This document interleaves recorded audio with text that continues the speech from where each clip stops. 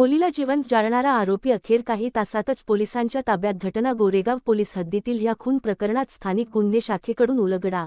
आरोपीकडून गुन्ह्याची कबुली. स्थानिक गुन्हे शाखेच्या पथकाची प्रशंसनीय कामगिरी. गोंदियाच्या गोरेगाव तालुक्यात असलेल्या ग्राम बबईलगतच्या शेतशिवारामध्ये काल 10 फेब्रुवारीला सकाळी 8 वाजताच्या सुमारास एका अज्ञात तरुणीला जिवंत जाळल्याची घटना उघडकीस आली होती. या घटनेने संपूर्ण जिल्हा हादरला होता. मात्र तरुणीची ओळख पटण्यास होती.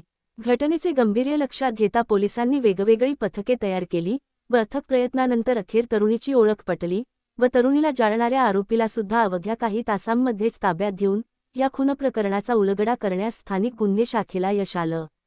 आरोपी हा एक विटभट्टी व्यावसायिक असून शकील मुस्तफा सिद्दीकी, वय वर्ष 38, रा. मामा चौक, गोंदिया असे तरुणीला जिवंत जळणाऱ्या आरोपीचे नाव आहे, तर पौर्णिमा विनोद नागवंशी, वय वर्ष 18, रा. मानेकसा, कालीमाती, आमगाव असे मृतक तरुणीचे नाव आहे. प्रथमदृष्ट्या मृतक तरुणी आरोपीपासून गरोदर असल्याने तरुणी आरोपीसोबत राहण्यास इच्छुक असल्यामुळे आरोपीने स्वतःची सुटका करण्यासाठी ग्राम बबईलगतच्या शेतशिवारात तरुणीला नेऊन दुपट्ट्याने गळा आवरून तिच्या अंगावर तणस टाकून जाळून खून केल्याचे कबूल केले.